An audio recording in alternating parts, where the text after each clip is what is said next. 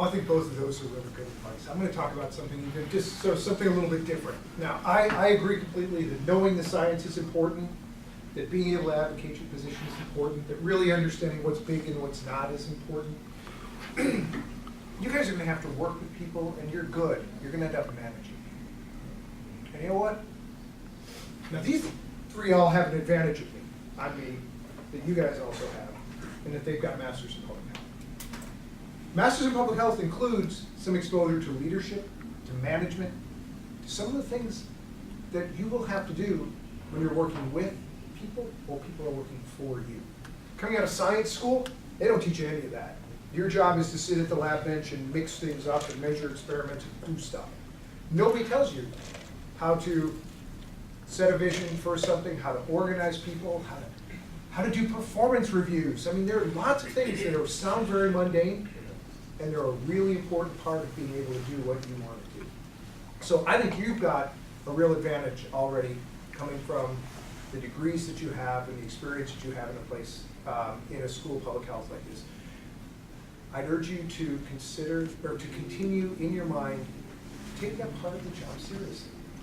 It can sort of seem like the stuff that, you know, you don't want to think about it. You know, my scientist friends, you know, MBAs think about this stuff. I don't want to deal with those people. You know, that's a lot of smart people who spend a lot of time thinking about how to make an organization work well.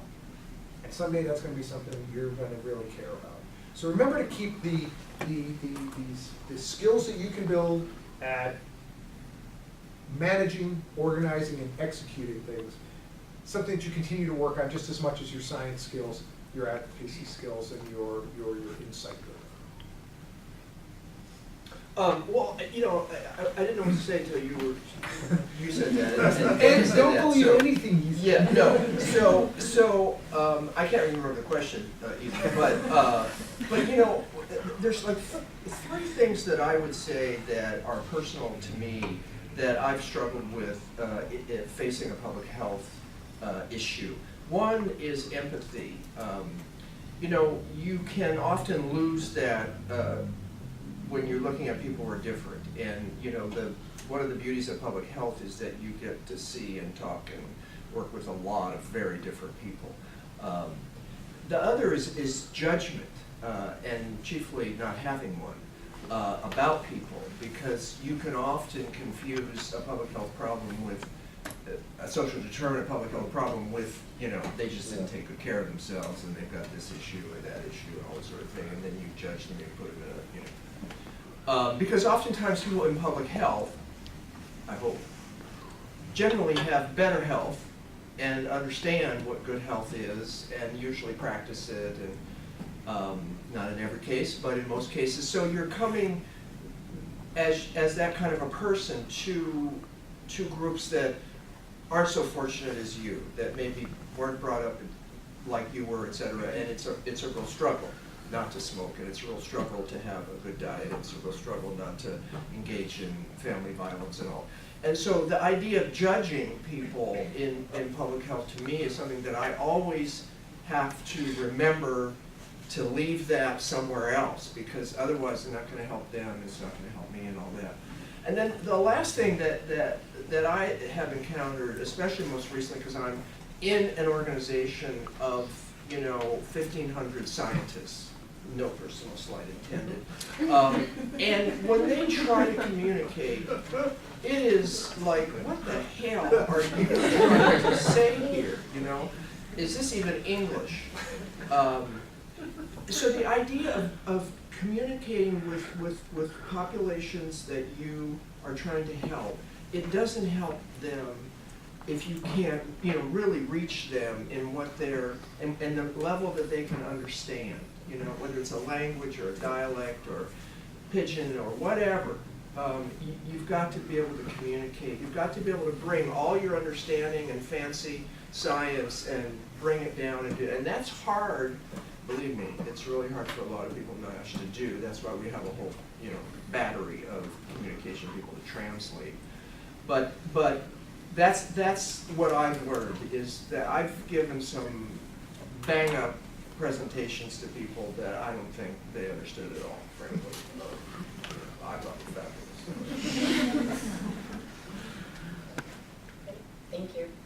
we're gonna open the floor to questions. Joanna's gonna be leading the discussion for this. So if you guys have any questions, feel free to ask the panelists. Any questions right now? So the panel seems very distinguished. Everyone has lots of acronyms. Well, thank you. That's the impression we try to cultivate. So do you recommend that people in this room also pursue a doctorate degree in addition to an MPH if you are leaving here with a master's? I would say not necessarily so. It depends on what you want to do. EPA in particular, but also the state health department, my experience in California, a lot of people where the master's degree was a terminal degree, were engaged in all kinds of roles. I mean, in terms of everything from actually leading investigations. You'd think they wouldn't be leading scientific investigations, but they were often doing risk assessments, managing groups, and doing policy, doing legislative analyses, moving up in the federal government through the leadership ranks, many of them, to the highest levels of leadership. I think it's different in different agencies. I know in the FDA, I spent a lot of time there. If you don't have the doctor in front of your name, it's tough. Everybody, all the leadership has a doctor in front of their name, but it's kind of a medical agency. That's not true at EPA. It certainly wasn't true in public health. For the state, it's certainly not true in local agencies. Yeah, I mean, I work in an organization which hires scientists, and terminal degree people have a certain, cachet. And we have a program where we actually take people who do not have one and pay for their education. So we're sort of locked into that. But I think that we have also a lot of people who have MPHs who have a lot of functionalities within the organization. They may not be leading a scientific research group, and so they don't have those roles. But so I think it depends on what you want to do. If you really want to be, when I was at MIT, there was a phrase called the tyranny of expertise. If you want to be that PhD and want to have that little area, no personal slide intended, that little area of toxicology where you are the expert, and nobody else knows as much as you, and you really want to focus on moving that field, forward, then yeah, you should get a PhD. But don't get a PhD because you feel like, you're naked without one, and you don't get a better job, and you won't get promoted. It has to be for the right reasons. I mean, you have to be really interested in doing the kind of research that you have to do to get a PhD. I mean, if that's the bottom line. If it wouldn't be fun for you to do a dissertation, then don't do it. Because at the end of the day, it's always really hard. And, and it just isn't worth it for that. But to circle back on what George said, if you want to work in, say, a federal, a non-research agency, not like that, but at OSHA or EPA, where people without doctorates are leading the most important projects in almost every case. Managing is actually very important, because the way you advance within the federal government is you have to be able to manage people. You could be the very, very top person, the expert in that area that you're working in, but if you don't manage the team that's working on that, you can't really get that increase. It's management, and it's being able to see the bigger picture. Yes, and leadership. Being able to see absolutely. the bigger picture. So, in academia, when you leave your training, you go do a postdoc. To be successful, you focus on the smallest thing possible and do it at the greatest level of detail. Okay, don't just study hormones in the environment. Study one hormone. I heard that from somebody. In government, it is the very opposite. From the beginning, people who can see the bigger picture are valued. And so, if you're a big picture person, then, being in practice somehow, whether it's something like OSHA or EPA or public health or industry, is going to be a better place for you. But if you're interested in getting down into in a very in-depth view of a specific thing, then the university is better. And I've seen people who don't fit both ways. There was a guy in the state health department in California who was only interested in one disease. He was only interested in one disease. He was in communicable disease. And he was considered to be the most annoying, irritating person in the company. And he never moved up, even though he had wonderful credentials, lots of degrees, right? But he never moved up. And yet in a university setting, he would have been so valued because he was the world's expert about that disease, which, by the way, very few people had, which is another issue. Well, you know, at NIOSH, we describe ourselves as a university without students, which a lot of people really like because they don't want to teach, and they often come to places like NIOSH to do their research, and they don't have to worry about students and stuff.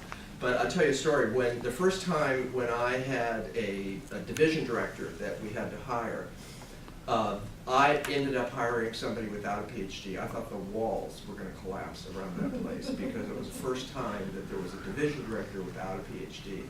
But it was a division in which management, as you guys are saying, and which the relationship with stakeholders had more importance than the research area. There really isn't a dissertation on stakeholder relationships. Any more questions? So it seems like all of you have had a foot kind of planted in academia throughout your life, or you know, going back and forth between either government or, you know, other jobs and academia. Was that a conscious decision on your part? Or did it, you know, it seemed like some of you could describe, well, this kind of just happened. I thought I would never be in an academic position when I was your age. I'll just tell you, I mean, that was the furthest thing from my mind. I thought I'd never be in government. So, you I don't think either. Yeah, it's all serendipity. Okay. I mean, I got, because Lynn, who didn't know me, nominated me to this panel, I did some work with the Energy Department, and when the Assistant Secretary of Energy at the time decided she had enough of the job, and the White House asked her who to replace her, without telling me, she recommended me because I was able to handle some, really the science and the stakeholder issues, which were as complicated as the science on this panel. more complicated. Yes, exactly. Much more complicated. Yeah, the science you could figure out. The stakeholder stuff was tough. And that's how I ended up getting in government. Well, I have a question, if I could ask. Is there any disadvantage to advocating too soon? And I guess more specifically, if we're fresh out of our MPHs, is there a disadvantage to going into, say, the nonprofit sector if we have a vision eventually of working for the government? I don't think so. Not at all. No. I mean, I used to be 2 doors down from a professor at Hopkins, Helen Silbergeld, who started out as, well, she did a postdoc at NIH after she finished, but then she worked for an advocacy group, and then she went to University of Maryland and became a faculty member. And for a while, she had her foot in both worlds. She was 50% supported by the advocacy group, 50% was a faculty member, and then eventually moved into, fully being a professor. And there are people, about her who would say, oh, she's an advocate, blah, blah, blah. So that does stick to her a little bit, but on the other hand, she's been incredibly successful as an academic. So. And we try to hire people who are good at what they do. We hire people from industry and from unions and from NGOs. And this relates to all this pile of papers, it's tough to get a government job. And the higher you come in, people who know this are nodding their heads. It's difficult. I mean, the government hiring system is not one that functions well to begin with. And there are all sorts of preferences, and the applying online is a difficult process, if anyone's ever tried to. And often an agency will get hundreds of applicants, and then people who really have no great background in this will review and choose the top 3 or the top 6. And so getting in is can be very difficult, especially if you've been out for a few years and you're trying to get in at a higher than just an entry level. You have to know the right words. But on the page. But there are some fast tracks in, so I brought some materials on that. This one page, which doesn't have this label, but internship program. There are 3 programs that take people who have recently graduated from either undergraduate or graduate degrees, and they have a preference for getting in much more quickly. And so you have to move on that within a couple of years of graduation. But some of the best people who work for OSHA were what we call presidential management fellows. And it's a fabulous program. And I'd like to put in a plug for the EIS program at CDC. You can do amazing things. We had a young woman who just joined us last year. She's now the deputy country director in Sierra Leone. Wow. In her first year out of EIS. So. And these are also programs that you apply to and you get selected different ways. Like the Presidential Management Fellowship, you apply, but then they actually there's a whole day where you interact with everybody else, they see how you do in groups. I mean, really, it's a lot of the skills we're talking about. It's not just the fact that you have an MPH or a law degree, and they take people with all these different backgrounds. But they want to see how you can handle different situations. And then the agencies can just hire you. They don't have to go through all the preference.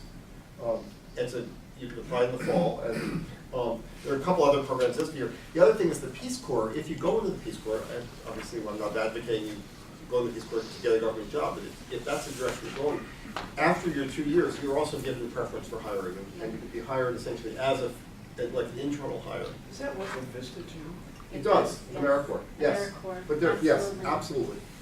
And so those are great. It's really important to be aware of those, because if you're just applying with everybody else, it's not impossible at all. We hire new people on a regular basis, but it's just much more challenging for us and for you. And, back to your question, NGO experience can help you when you're applying Yes. to a government job, because those people who read the applications are impressed by That's right. your years of experience. Honestly, sometimes they're impressed by things that I might not think are that important, but, because you have to think about who they are and what they're concerned about. And so if when you were in an NGO, you got to run something, lead something, supervise something, manage something, those terms mean something to them, even if the job is not a management job. Those kinds of words mean something to them, because that's what they are. Right. Because they don't know the content at all, but they understand. They understand these active verbs. Use active verbs. Additional questions? Do you have any other keywords that would? There's got to be a website. Analyze Yeah. is a good one, another good one.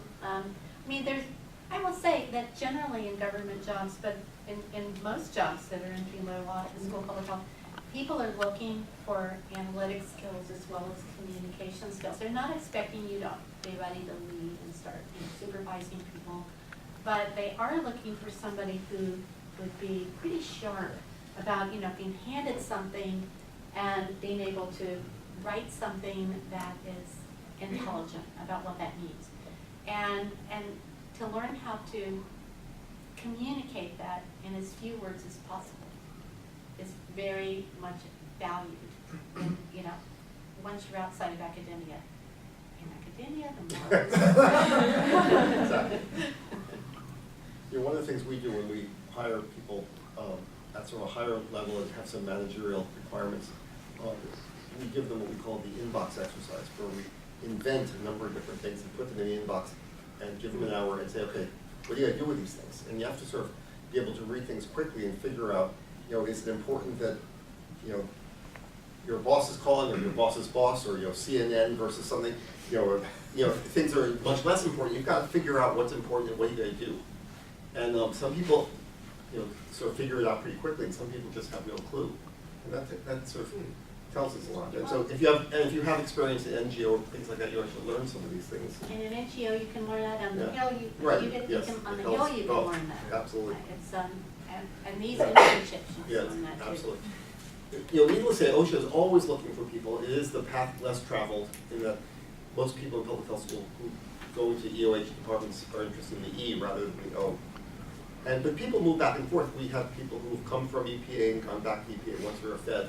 A lot of the issues are very similar. So, if you're interested and you look on, what's it, usajobs.gov? USA jobs. I would be looking at all these different agencies. and without openings there. I wanted to take advantage of that for a moment, given the fact that here sitting before us are the two most influential thought leaders when it comes to occupational health and regulation and also in research. So they really set the national agenda as to how this country responds to occupational health. And given the fact that in recent years there has been shrinking interest in occupational health, I wanted to hear from both of you as to how we can, what is your view for the future in terms of capacity building, in terms of person power trends? And we're not only talking about getting folks to go to OSHA or NIOSH per se, but other ways in which smart, dedicated, well-educated people such as are in this room can pursue paths and careers in Well, occupational health. you've all studied this question. Yeah, well, we did a big survey looking at person power needs for the profession. And we found a huge gap in many different areas professionally, nurses and doctors, industrial hygienists, safety engineers, about 25,000, minimum that are missing or will be missing over the next 10 years. So that's actually on our website. So if you'd like to go there, that would be something. Now convincing everybody who's might be interested in that is harder because it is as David said, the environment gets all the attention and the working environment doesn't get as much, and oftentimes people are a little turned off because it is a more tension-filled environment than the general environment with the fishies and the trees and the air. Our environment is just a little harsher sometimes because the workplace is an area where labor and management sometimes don't agree on these health issues. So it's pretty difficult. But one of the things that John's study found was also that the expectation is these professional staff who are going to be hired are really multi-skilled more than ever before. Not just someone that has industrial hygiene background or safety background, but they can sort of do. The idea of being interdisciplinary Yeah. when it comes to this broad area of environment as a big word, including all types of environment, I think is really important. So if you think you're a person that's trained more and interested more in the general outdoor environment or whatever, don't shy away from jobs that may not be that particular environment, be another kind of environment. And I'll mention one, not to frighten people, but the Department of Defense has a lot of the same issues that we deal with on the civilian side in both environment and in occupation. We work with the Undersecretary for Environment at the Department of Defense. When beryllium wafts over the fence, when the jet engines are too loud next to the school, all of these kinds of issues. They have industrial hygienists, safety engineers, environmental specialists that work. They even do research. There are several Department of Defense research agencies. We partner with a number in the nanotechnology area, for instance. We're trying to weaponize it, we're not, but nevertheless, we do that kind of thing. So don't forget that.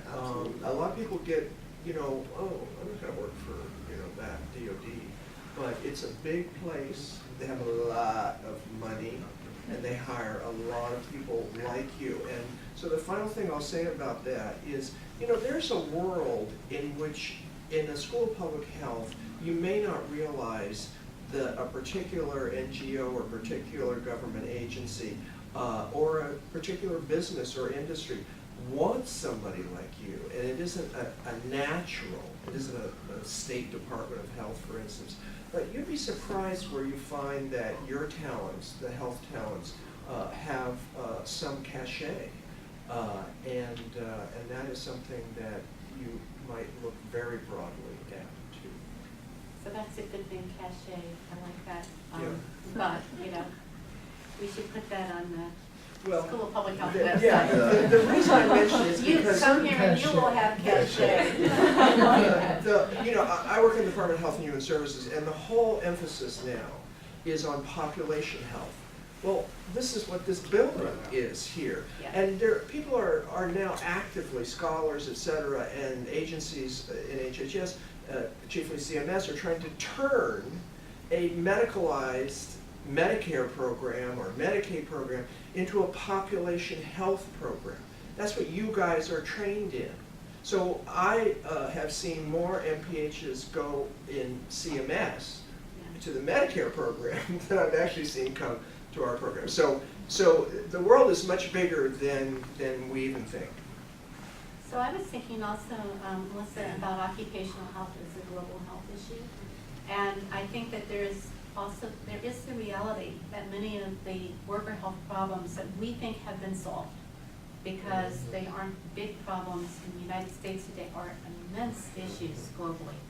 Even asbestos, which is still a problem here, but it's a much larger problem. Shipbreaking in India. Shipbreaking, I had to work on that too. We share stories about shipbreaking, an enormous problem. And it goes on and on. Child labor, some of the work environments that children are involved with, or pregnant women with their little children in those environments. There are many opportunities to work on things globally that maybe we don't emphasize so much in the United States today, but need to be addressed. I think that's a very good point. At CDC, we have a whole global health program. We have people in every country in the world, and they work on these population-based health issues. They're attached to embassies, they're health attaches, and they do work like that. We have now 345 people in West Africa from CDC. Over 90 of them are NIOSH people, for instance. So if you come to a large public health agency like that on the federal level, just graduating to MPH, become an EIS officer, you can do a lot of really interesting things. I was wondering if you could describe any mentors you've had along the way, and if so, how did you keep those relationships strong throughout your career, and how did they help you along the way? I mean, I have had several mentors along the way, and I can't say that the same people who were mentoring me at the beginning of my career still are today. Some of them remain very close friends. They're great friends. They're more friends now than mentors. And the funny thing that happens over a lifetime and a longer career is that what seems at the beginning of your career to be a big gap between you and that person, then over the years you kind of become colleagues, but those relationships are incredibly important, and I think one of the most important things to do is to not only kind of nurture them and maintain them, but in each new phase of your life to identify the people that you can connect with, and perhaps they mentor you, perhaps sometimes you're mentoring them. That also happens sometimes. You can have peers that are very important in providing you support. Even your fellow students are sometimes using mentors. Something I'd suggest there that, Lynn's exactly right, that they change over time. And I've had sort of intellectual mentors and mentors more in career, and like, what are you going to do thing. But one of the things that I would suggest is being active in a professional community. A professional society, and ideally one, something like APHA is great, it's really big, but if there's something even a little smaller, that's how you stay in contact with.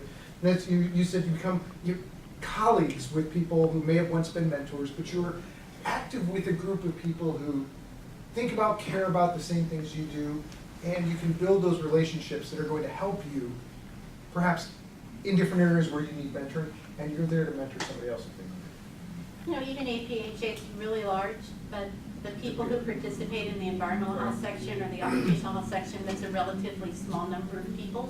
And you'd be surprised how close you can become to those people, the few dozen who really do the work, which is part of what I'm saying, is that part of that is, being one of those that really does the work. And you get to know them, and they get to know you, and you really are part of that community.